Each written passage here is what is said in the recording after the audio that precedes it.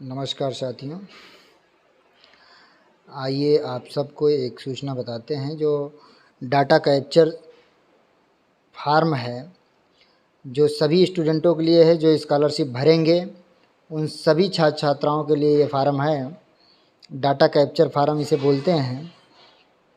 और आप सभी स्टूडेंटों को मैं बताना चाहूँगा कि जब आप यूपी स्कॉलरशिप ऑनलाइन कर रहे हैं तो सबसे पहली चीज़ है कि आप ऑनलाइन करने के बाद साइबर कैफ़े पे जब आप ऑनलाइन करा रहे हैं तो उनसे कहिए कि हमें जांच वाला पहले दीजिए। आप सभी स्टूडेंट, खास करके फर्स्ट ईयर वाले जितने भी हैं, चाहे वो बीए हों, BSc, BCom, BA, LLB, MA, MCom, जांच का जो मिलता है स्वयं जांचने, तो वो काउंटर पर लाकर आप काउंटर नंबर 9 पर हमसे ज़रूर चेक करा लें। अन्यथा गलत भरने पर आप कोई संशोधन नहीं कर पाएंगे फाइनल लॉक करने के बाद। तो इसलिए आप सभी से निवेदन है कि आप सभी छात्र छात्राएं फाइनल लॉक करने से पहले जांच ज़रूर करा लें। और सेकंड ईयर थर्ड ईयर वाले सब रिन्यूअल करेंगे, ठीक है। उनको जांच कराने की आवश्यकता नहीं है, क्योंकि वो कोई चीज़ संशोधन नहीं कर सकते हैं। वो डाटा कैप्चर फार्म में भरेंगे, उसके बाद ही उसको वो सेकंड ईयर थर्ड ईयर के जो बच्चे हैं जो रिन्यूअल कर रहे हैं स्कॉलरशिप, जो पिछले साल भरे थे इस बार रिन्यूअल कर रहे हैं, उनको कुछ नहीं करना है। वो कुछ नहीं कर सकते, वो फाइनल लॉक करा लें, वो अपना रिन्यूअल करा के प्रिंट निकाल लें। और ओटीआर सभी को कराना है, वो ओटीआर होना अनिवार्य है। ये सरकार के द्वारा आदेश आया है, तो ओटीआर वन टाइम रजिस्ट्रेशन सबका होगा, ठीक है साथियों।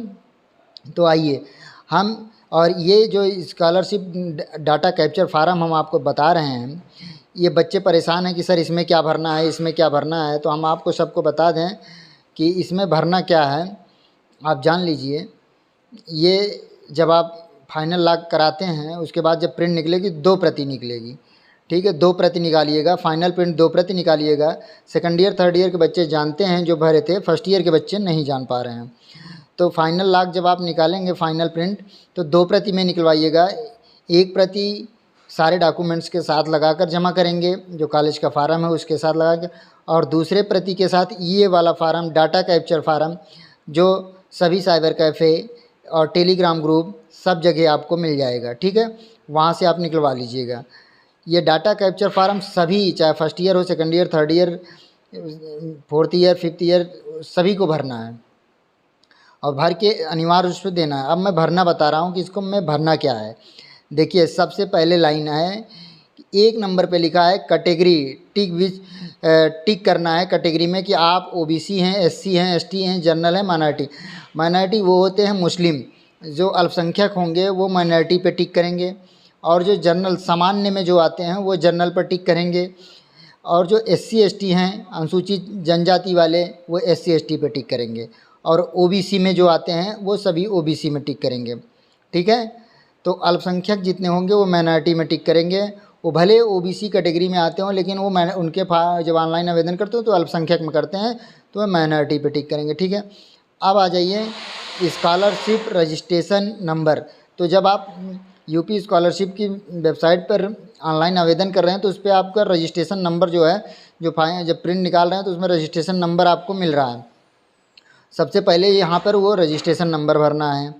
आप तीसरे नंबर पर आइए, स्टूडेंट नेम, मतलब आप अपना स्वयं का नाम भरेंगे। और चौथे नंबर पर देखिए, आपका मोबाइल नंबर होगा जो आप फार्म में भरे हैं, जो आप फार्म भरते समय आप डाले हैं, वो मोबाइल नंबर आप डालेंगे। आपका कोर्स, जैसे 5 नंबर पे देखिए जो कोर्स लिखा है, बीए वाले बीए भरेंगे, बीएससी वाले बीएससी भरेंगे, बीकॉम वाले बीकॉम भरेंगे, एमए वाले एमए भरेंगे, एलएलबी वाले बीएलएलबी भरेंगे, बीवोक वाले बीवोक भरेंगे, ठीक है। किस कोर्स में आप हैं, ठीक है, तो ये सब भरेंगे। बीकॉम वाले बीकॉम भरेंगे, एमकॉम वाले एमकॉम भरेंगे। तो इसमें ये सारे कोर्स भरने हैं। और 7 नंबर पे आइए, ये कह रहा है कि इनरोलमेंट नंबर। अब आप आइए, second year, third year, fourth year, सारे बच्चे अपना इनरोलमेंट नंबर भरेंगे। सबको इनरोलमेंट नंबर मिल चुका है, सारे स्टूडेंटों को इनरोलमेंट नंबर मिल गया है, सिर्फ फर्स्ट ईयर वालों को नहीं मिला है। तो फर्स्ट ईयर वाले यहाँ पर AP 4705 भरेंगे। फर्स्ट ईयर के जो स्टूडेंट हैं वो अपना बोर्ड पंजीयन क्रमांक जिसे बोलते हैं, वहाँ जब आप ऑनलाइन फार्म भर रहे हैं तो वहाँ भी बोर्ड पंजीयन क्रमांक मांगता होगा। तो फर्स्ट ईयर के स्टूडेंट AP 4705 ही भरेंगे, और सेकंड ईयर थर्ड ईयर वाले अपना इनरोलमेंट नंबर भरेंगे, ठीक है। और पीजी वाले, पीजी के जो स्टूडेंट हैं, जैसे जो इलाहाबाद यूनिवर्सिटी के किसी संबद्ध कॉलेज से, चाहे ADC, JT, SS Khanna, Hamidia, JT, Ishwar Sharan degree college, जहाँ से भी ग्रेजुएशन किए हों, या इलाहाबाद यूनिवर्सिटी से अगर वो पीजी में इसी सत्र अगर वो माइग्रेशन नहीं निकल और इसी सत्र पहली बार एडमिशन लिए हैं, तो वो अपना इनरोलमेंट, उनका इनरोलमेंट नंबर वही रहेगा। अगर वो माइग्रेशन इलाहाबाद यूनिवर्सिटी से नहीं निकलवाए हैं तो उनका इनरोलमेंट नंबर चेंज नहीं होता। अगर कोई बच्चा इन अदर यूनिवर्सिटी से पढ़ के आया है और वो भर रहा है, तो वो उसका इनरोलमेंट नंबर चेंज हो जाएगा। इसलिए वो बच्चे भी पीजी वाले AP 4705 भरेंगे, बोर्ड पंजीयन क्रमांक। अब आप आ जाइए, ये पूछ रहा है 8 नंबर पे पाठ्यक्रम में प्रवेश तिथि। तो पाठ्यक्रम में प्रवेश की जो तिथि है वो है प्रथम वर्ष, मतलब आप फर्स्ट ईयर में जब एडमिशन लिए तो वो एडमिशन की डेट क्या है, तो आपके फ़ीस रसीद पर है। और ये पूछ रहा है कि तो फर्स्ट ईयर वाले जो हैं वो तो जान ही रहे हैं, और जो पाठ्यक्रम में प्रवेश की तिथि, तो इसमें फर्स्ट ईयर वाले फर्स्ट ईयर की डालेंगे। लेकिन अगर सेकंड ईयर का बच्चा है, थर्ड ईयर का बच्चा है, या फोर्थ ईयर या फिफ्थ ईयर, तो वो बच्चे पहले तो प्रथम वर्ष वाली डालेंगे। और पाठ्यक्रम में प्रवेश की तिथि मतलब आप इस समय जिस क्लास में हो उस डेट डालेंगे, उस वो रसीद पर। जैसे बच्चा सेकंड ईयर में है तो सेकंड ईयर में जब एडमिशन लिया है तो दूसरे वाले खाने में पाठ्यक्रम में प्रवेश तिथि वो डालेगा। ठीक है, प्रथम वर्ष वाला तो लिखा है, लेकिन जहाँ पाठ्यक्रम में प्रवेश तिथि लिखी है वो आप किस वर्ष ईयर में हो वो आपके रसीद पे लिखी है, वो वाली डेट डालेंगे। ठीक है। अब आप आ जाइए 9 नंबर पर। 9 नंबर पर है गत वर्ष का कॉलेज संस्थान। तो आप ईश्वर शरण डिग्री कॉलेज लिखेंगे। आपका वर्तमान जो कॉलेज है वो ईश्वर शरण डिग्री कॉलेज, सभी स्टूडेंट ईश्वर शरण डिग्री कॉलेज भरेंगे, कॉलेज के बच्चे। अब आइए 10 नंबर पे, इस पे है कोर्स फीस। तो आपके फ़ीस रसीद पर जो कोर्स फीस है, वो चाहे सेकंड ईयर हो, चाहे फर्स्ट ईयर हो, चाहे थर्ड ईयर हो, वो आपके फ़ीस रसीद पर कोर्स फीस लिखा हुआ है। वहाँ एक प्रोसेसिंग फ़ीस है, वो नहीं, सिर्फ कोर्स फीस ही यहाँ भरेंगे, अन्य कोई फ़ीस नहीं जोड़ के भरेंगे, कोर्स फीस।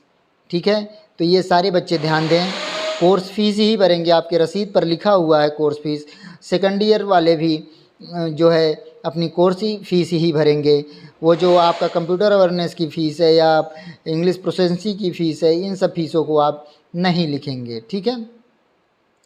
अब आप आ जाइए, जो है अब आपको बचा 11 नंबर।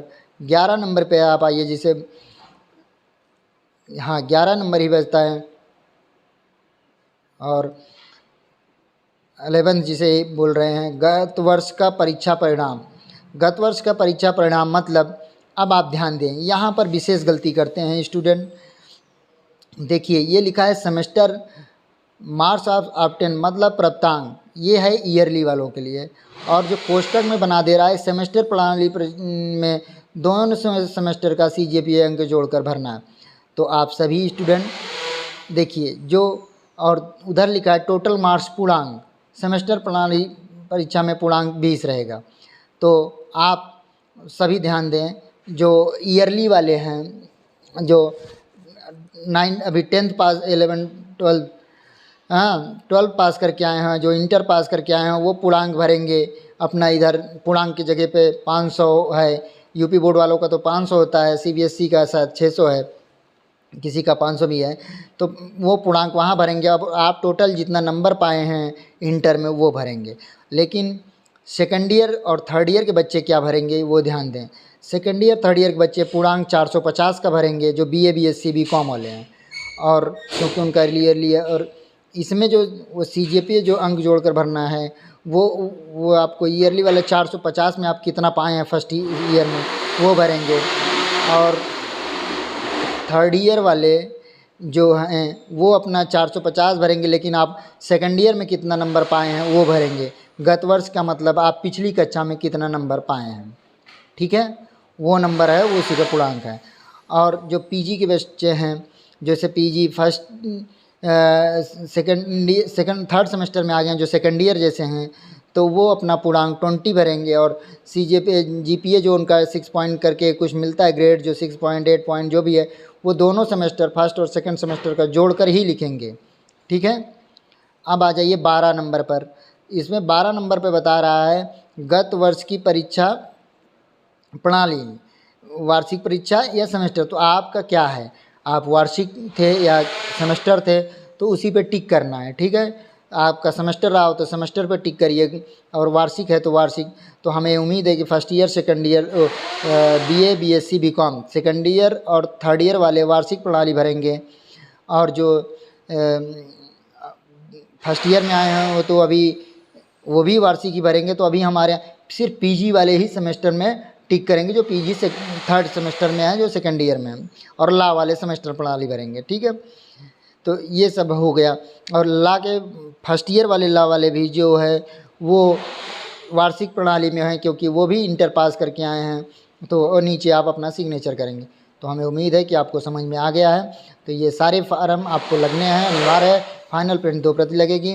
बाकी की न्यूज़ हम आगे बताते रहेंगे। आप लोग हमारे वीडियो को ऐसे ही सुनते रहें, ज़्यादा से ज़्यादा लाइक करें, शेयर करें, सब्सक्राइब भी करें, ताकि और बच्चों को ये न्यूज़ आसानी से पहुंच जाए और उनको मिल जाए। ठीक है साथियों, धन्यवाद।